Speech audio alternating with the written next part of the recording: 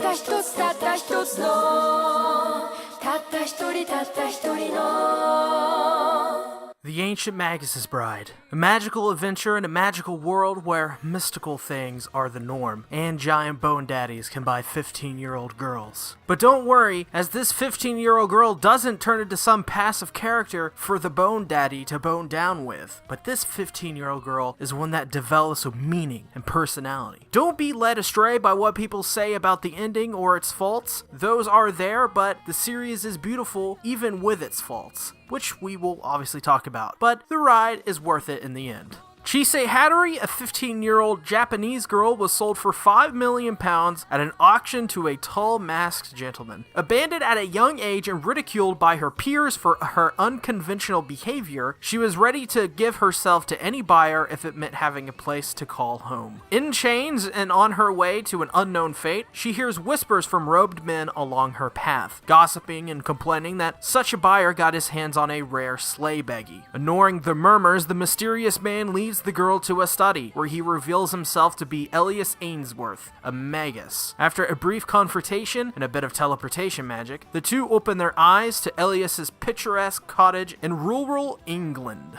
Greeted by fairies and surrounded by weird and wonderful beings upon her arrival, these events mark the beginning of Chise's story as the apprentice and supposed bride of the ancient Magus. The Ancient Magus' Bride is originally based on a manga of the same name by Kore Yamazaki, originally released in 2013, which is still ongoing. It was adapted into an anime by Wit Studios, which is a subsidiary of Production IG, and are known for working on Attack on Titan, and also this season's After the Rain. They adapted a healthy amount of the manga to make it a 24-episode, 2-core series, which usually does not happen these days. It's also at a normal runtime of 24 minutes an episode. As for the director, it was directed by Norihiro Naganuma, who you may know for directing Hiyokoi and Yawamushi Pedal Movie. He also directed the prequel OVAs, which, if you haven't seen this anime, do not watch the OVAs. The OVAs spoil some things in the series, and if I were you, I'd probably watch it after you watch the main series. You're not going to regret this, are you? No. The pacing for The Ancient Magus' Bride is probably the biggest problem with the series. I've been on multiple forums and sites that review anime, and the one thing that I keep finding is that a lot of people are having problems with inconsistent pacing. And honestly, I agree with this to a certain extent. Magus' Bride has generally a slow pace to it, as that's just the way the manga was, and it's the way the story was made. That really isn't the problem. The problem is that some episodes are terribly inconsistent with pacing, and in general are just all over the place. As an example of this, in the second core of the show, which isn't bad, but has a lot of episodes that just don't feel right. An example of this is the second core of the show, which, as a whole, the second core isn't that bad, but there are a lot of episodes that just don't feel right. It felt like they were rushing through huge moments in the story and not giving everything the proper time. While this is happening, in the first core, the main problem is that it spends too much time on things like cliffhanger endings that go nowhere. I feel like the easiest way to solve this was to cut down on episodes, because while this is 24 episodes, I feel 20 to 22 episodes would be perfect for this anime. This would cut down on the issues of things being drug out in the beginning, and with that added time, they could flesh out things in the second half a little bit better. It's decided.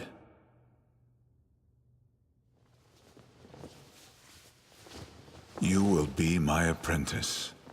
Besides the whole series seemingly glossing over many important things, there is also the problem of the show not taking some deadly serious things not seriously. I can't give an example because that would be spoilers, but one of these moments happens in the climax of the series and involves a friend to Chise. This has one of these characters doing something awful to Chise's friend, and that person is supposed to be a good character. The scene is actually built up rather well in context, but in the last episode, when they confront this person about what they did, they just go into chibi mode and casually ignore it as just a joke. This, and the many other times that it did this, were insulting to the viewer's intelligence, and I felt it was not needed. There are many ways to get around this, like casually mentioning it in a way of saying, "Hey, dude, we're gonna have to talk about this later, and you will explain to me in detail why you did what you did." But the direction they chose was poor, and honestly, the wrong move. But I spent a lot of negative time talking about some of the story issues, so I just want to mention this before moving on from the story. Overall,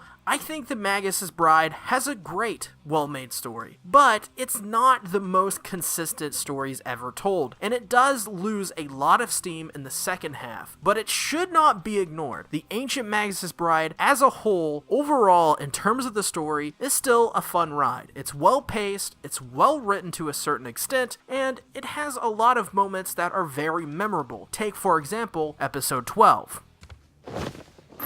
No need to keep your head down. Back straight, chin lifted, eyes forward. Understood? Yes.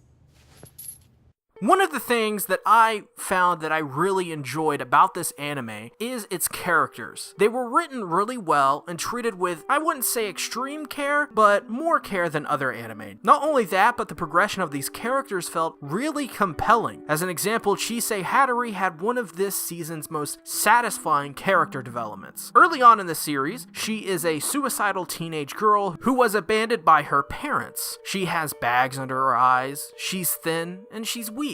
She is basically just this person that is barely holding on to reality. Her mentality is that bad things will happen to her, so she just accepts that there is nothing for her in this world anymore. But once Elias buys her and brings her in, she starts to develop, and by the end, she's a totally different person and she has matured. She's an independent adult rather than some 15-year-old girl who has no direction in life. But there are some moments in the beginning that signal a rough start. So, warning, the first 4 episodes, it does seem like the show is throwing Chise into harm's way just so Elias can inevitably save her. I feel like in the manga, this wasn't really a big problem, but in the anime, it came across as more contrived and does somewhat stall those first 4 episodes. But overall, Chise and pretty much all of the cast are actually great in this show. Some of the best character development this season, easily.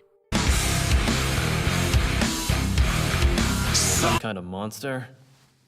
For the art, The Ancient Magus' Bride has this whimsical, magical world filled with fantastical creatures. So because of this, what we see is something akin to the Harry Potter of anime. That's the best way to describe the look for the series, at least for me. As an example of how good the art is done, though, that, of course, would be the backgrounds for this show. Throughout the series, I noticed how the backgrounds were so important to the feel and the whimsical nature of the series. Whether it be Elias's house covered in weeds, or the ever-changing interior of his house. Also, the world of Fae, where time passes slower and is filled with fantastical structures and tree roots growing everywhere. But for character designs, I think the show excels at that, but not just the character designs at face value. Small things like bags under Chise's eyes are an example of this, and generally how her body changes and develops as she gets older throughout the series. Her hair grows out over time in the show, and as well, she becomes less skinny and frail as time goes on. These are great qualities to have in a show. But from a more general perspective, character designs are fantastic with, in my opinion, Elias being one of the best designs the series has. I mean, just look at him. He's an 8-foot tall creature with a skull for a head. Not only that, but he can shapeshift into different objects throughout the series. That's pretty cool to me.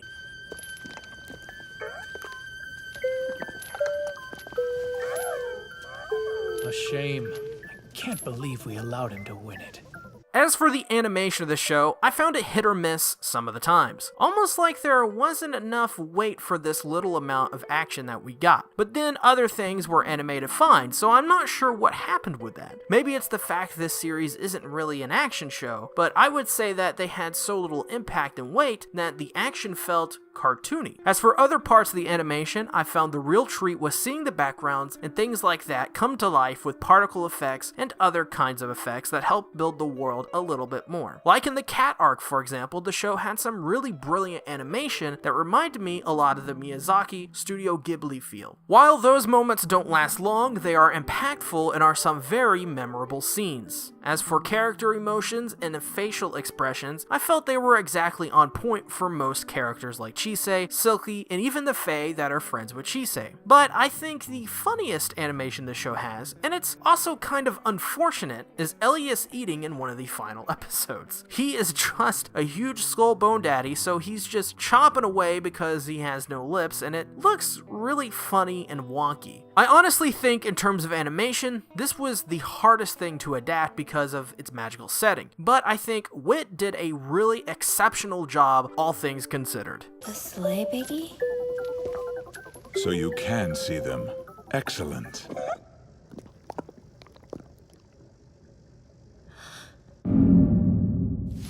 The music is by Junichi Matsumoto, and I must say, for a guy whose work only consists of the ancient Magus' Bride, he did a fine job here. I won't say any of the music is exactly memorable or even worth going out of your way to buy a CD or preferred platform, but it's solid nonetheless. Scenes I felt were elevated though by the music is episode 22 and actually most of the second core, but I think the best parts of the music were the pseudo-musicals in the show's mini climaxes throughout. For example, episode 12 and 24 have these really magical moments involving musical performances and, well, they're incredible. At first they were kind of cheesy, at least the first one, but after the initial moment it becomes clear you're seeing and hearing something special. These are moments that are unforgettable, that without the music these moments wouldn't be as special as they are. But even so, the score as a whole is just a solid score that may fall under the radar to other similar anime like it. My name is Elias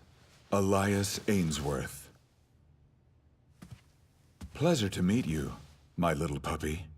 As for the English dub, I'm gonna be honest, I only watched about 2 episodes of the English dub, and I felt that it was a pretty solid Funimation dub, but I think the way to go for this series is the Japanese sub version, and this is not because the English dub is bad, it's actually fine. It's just, I feel that the voices and the way people pronounce the names, for example, Rutsu, I feel like that adds to the show in a certain way that the English dub really can't provide. Yeah, Elias is like Elias in English. Hearing it said Elias, to me, is actually kind of cooler and just adds to the mystique and overall feel the show kind of naturally just has over other anime like it, or even anime not like it. I think the English dub doesn't really take away anything from the script or anything from the original story as far as I'm aware. I haven't heard any controversies on it, but I think in terms of performance and in terms of not hearing the cool way they pronounce names and just something about it. There's something about the Japanese version that you get something more with watching it. So, in my opinion, if you want to, watch the Japanese sub over the English dub, but if you're an English dub person, English dub's actually fine. I'm not sure what the cast is, but from the 2 episodes I heard of the English dub, like I think episode 5 or 6 is what I heard of the English dub, pretty good, all things considered, of course.